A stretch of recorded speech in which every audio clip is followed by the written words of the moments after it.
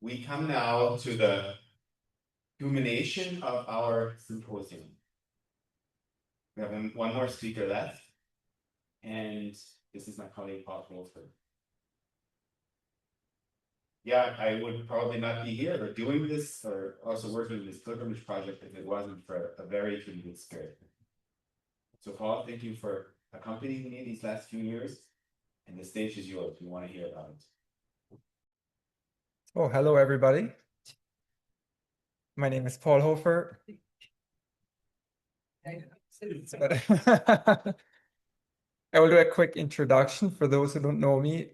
I am from a colony, a Darisloy colony in northern Alberta called Grandview. And it's an honor to be here with you today to do the last presentation of this symposium. I would like to talk a bit about our pilgrimage. We call it the Hutterite Way or the Hutterite Way. So I will start by one of the most often asked questions, why? Why did we do this? And it's a difficult question, and there are multiple answers. The first one is this started during some very turbulent times. It was during the time of coronavirus, and it was a time when the world seemed to be in chaos. All the technology and all the things in the world were happening, and we just felt like we wanted to do something different, something that was meaningful for us and meaningful for our families and everybody involved. So another reason was this is something we had been planning, or should I say daydreaming about for many, many years. I remember when Jason came to see me over 15 years ago, I was living at Grandview Colony, one of Jason's very rare visits. And we were talking about our history, and we thought, wouldn't it be nice to visit the land of our ancestors someday? So this was kind of a daydream of ours for a long time. And finally, the time seemed to be right to make it happen.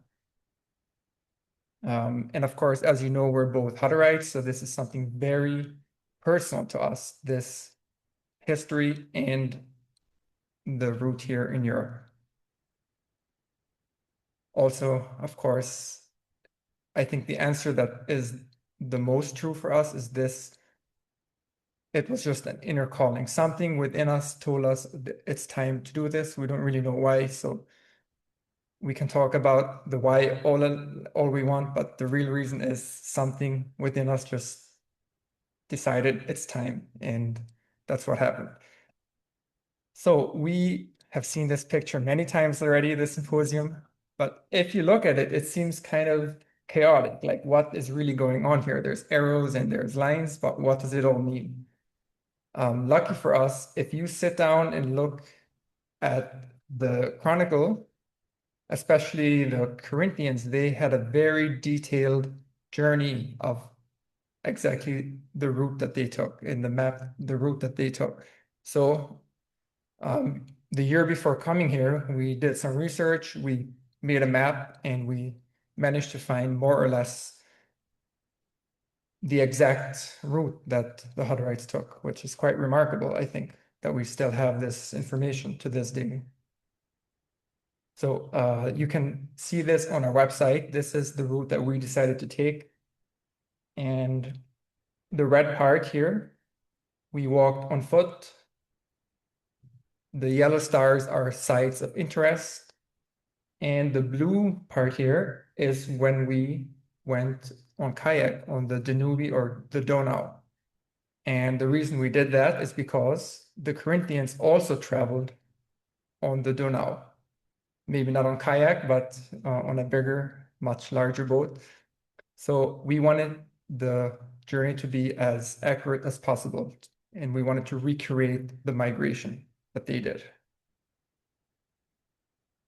So the journey took so far, as you can see, we are currently here. This is where we stopped last year because of the war in Ukraine, as you all know.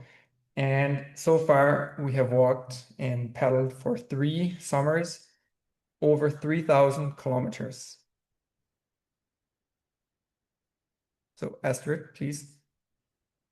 We started in Zurich. The first summer we walked to Zurich, to Südtirol, to Kärnten, where the Corinthians come from, and Moravia. Our second summer, we walked to many places in Moravia and Slovakia. We paddled to Belgrade, we walked to Brasov, and over the mountains to Bucharest.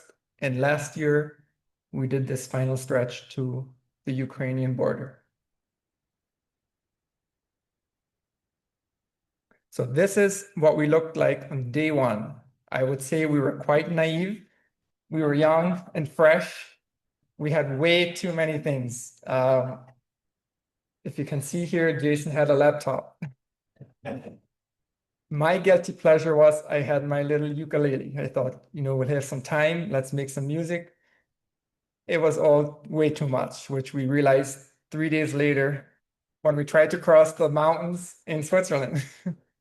So very quickly, we just started getting rid of things. And this is a photo from last year. I think I lost at least 10 kilograms from my backpack, Jason, similar amount. And now I'd say we are experts. But we were not extremely new to this because both of us have done a pilgrimage in Spain. Some of you might know the Camino de Santiago or Jakobsweg in German. And we both have done this pilgrimage in preparation. So we had some experience, which was very helpful. So I don't want to talk too much about the way that we walk because I think a lot has been said. If you're very interested, please visit our website. We have a blog, we have a travel map. We also have a Telegram channel, which you can go back and follow us day to day. So I will leave those details there.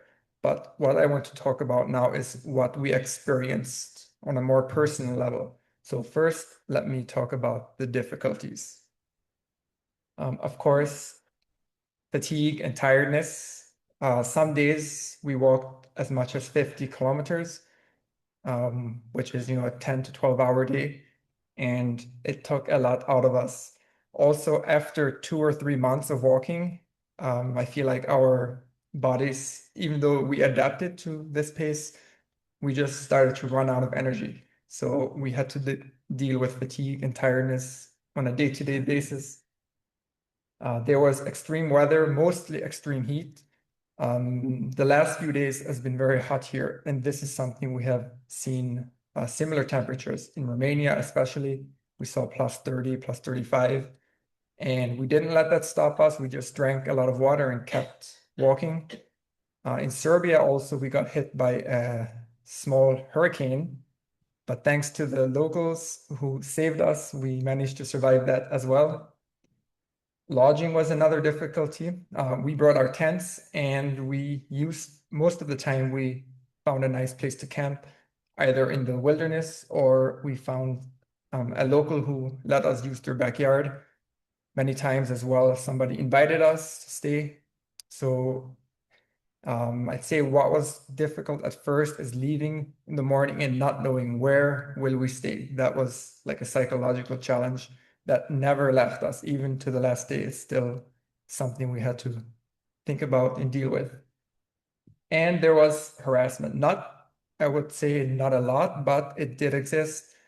In the picture here, you can see the aftermath of some drunken children or teenagers who threw rocks at our tents one night. And especially in Romania, there was thousands of dogs who like to come and check us out. But good thing we had our hiking sticks, which kept them at a safe distance. But there was also some very beautiful things to this journey. The first one was the people that we met along the way. So putting ourselves out there and not knowing where we'll go, we kept ourselves open to help. So locals often stopped us. They gave us directions, they gave us food, they kept us company, they gave us lodging, and sometimes they even became lifelong friends, as some people who are here with us today. I will get into that more later. Another amazing thing was witnessing the sites of the Hutterites firsthand. Here is a picture of Sibiu, which is quite important to the Hutterites. So we saw many, many sites. If some of you have done tours this last week, we found many of these sites or met the connections and met the people to find these sites. And therefore, we have tried to make them accessible to other people. So often we read about many of these sites, but to see them firsthand made it come alive for us. Now we know where are they, what's around there, and we have seen them for ourselves. And that was very, very special. And another thing that was important was this pilgrimage was on a personal level very nourishing, spiritually nourishing. And I say that because after a few weeks, a few months, a few years of walking, we constantly had to readapt and redefine why are we here? Why are we doing this? Because maybe the initial reason changed, or maybe we were hit by, the actual challenges, the financial challenges, and we constantly had to refine meaning and motivation to keep going. And on some level, that was very, very spiritually nourishing, that we had something that no matter what happened, we seemed to keep on. We seemed to find the inner strength to keep going. And of course, I have to give credit to the community around us, the people who helped us along the way, who constantly gave support, either from afar or the local people that we met. It was all part of it. So something that we found on the way was cultural parallels. What do the Hutterites in North America have in common with the ancestors and the local people left here? I will touch on that a bit. One thing we saw in Austria, in Kärnten and in Tyrol was the dialect, the similarities in dialect. It was very beautiful to see that in Tyrol and also in Kärnten that we could speak our dialect and be understood and also understand people when they speak their dialect. And we often had this experience where we met random people on the road and we just started speaking in dialect and they were so moved and shocked, like, you sound like my grandmother, what's going on? And it was this really joyful but also beautiful thing to see. And it's very hard to answer this question. What is more Hutterisch, South Tyrolean or Kärntenisch? And I would have to agree it's a mix of both, because in both places we felt the same, we had the same experience. But there is one dialect, I think, which wins, which takes the cake. That's the most similar to Hutterisch. And that would be the Ländler in Romania. So whoever doesn't know the Ländler, when the Hutterites or the Corinthian trans-migrants left Carinthia and went to Romania, it wasn't just the Hutterites that we know of. There was hundreds, possibly thousands of Corinthians that were deported and went to Romania. And many of them did not join the Hutterites. It was only a small portion of them. And so most of them stayed behind to Romania, and you can still find them there to this day. And they are known as the Ländler. Wilfried Schabus knows a lot more about these. He wrote a book. If you're interested, please go see him. So we had the privilege to go visit Großbold, and I forgot the name in Romanian, Albodesus. And there we got to see exactly what he said. So, and there we got to visit some Ländler who still live there to this day, and their dialect is almost exactly like Hutterisch, beside the English loanwords that we have. So I have an example for us. Astrid will press play.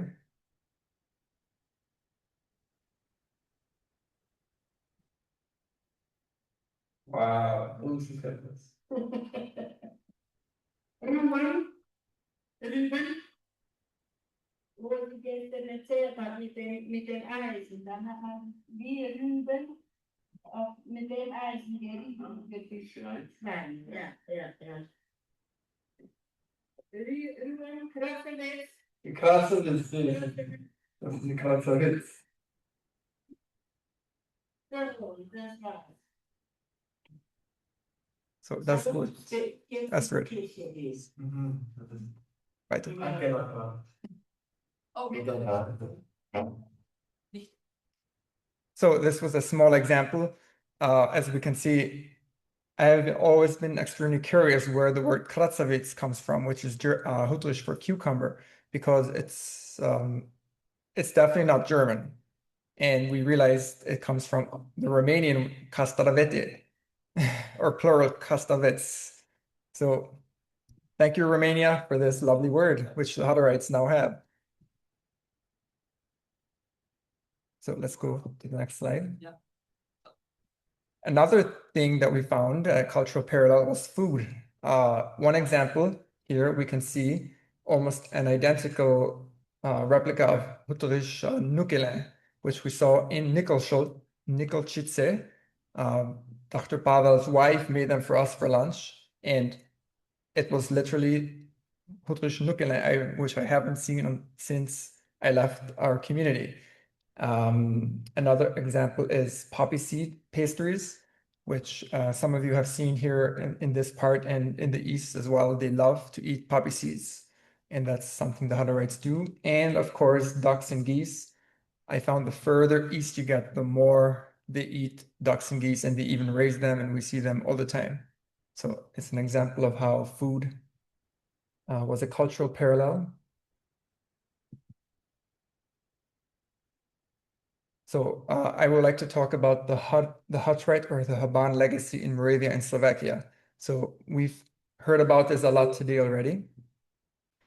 Of course, there is the ceramics, which the Habans brought here, which still persists to this day. Another thing is beer and wine. The original Habans brought wine to Moravia, and to this day, Moravia is famous for its wine production, which we got to experience firsthand. A nice term to say is aggressive hospitality. We also got to experience that. And also we got to witness how the Haban people have been integrated into Moravian folklore. We heard many myths, legends, and stories of the Haban people who were apparently these giants who hid gold, and there are stories of tunnels and gold everywhere in these small Moravian villages. And I found that quite beautiful to see. So what is our takeaway from this pilgrimage? The first one I want to talk about is the friends and the connections and the networks that we made along the way. So even though the pilgrimage might be over or parts of it, we still have access to the network that we made. We made many friends in Austria, in South Tyrol, and in Slovakia and Moravia. And I would like to stress that this symposium would not have been possible without these connections that we made. And some of the people who we made continue to support us, even though in non-pilgrimage things, they continue to support us. They continue to be a very rich and nourishing part of our lives. So this is such a huge blessing that the pilgrimage gave us that we never anticipated. And I would like to thank all of you and all the friends who we made for just being part of it and continuing to be part of it. Another takeaway is an appreciation for what we have now, because we know some of these countries, especially further east, they're not very easy to live with or to live in current times, for example, in Ukraine. And if you consider what would the Hutterites look like if they had stayed in Ukraine, what would their lives be like now? I think we can really see how blessed we are for living in such beautiful and tolerant places that we do, such as Canada and America and Western Europe. And I'd say to sum it all up, I would like to stress that we really have learned that history and culture do not develop in isolation. When we grew up, we heard about the Chronicle, das Geschichtsbüchlein, and it seemed like the Hutterites were this isolated little group that was moving through Europe, doing their own thing with barely any contact with the outside. And that is absolutely not true. The Hutterites could not have done what they did and be where they are now if it hadn't been for the people and the local people everywhere, and that helped them, that they integrated with, they shared aspects of their culture. And I'd say the same applies, the reverse applies as well. For example, Moravia would not be Moravia as we know it today if it hadn't been for the Haban people, the same as Slovakia. Like this place, the pottery, the culture would not be as it is without the Haban and Hutterite influence. And it just shows us that still to this day, when many Hutterites think, you know, we live in isolation, we're not part of the world, it's really not true. They really are a huge part of their local environment, and that is something to be recognized and appreciated. So this brings me to the end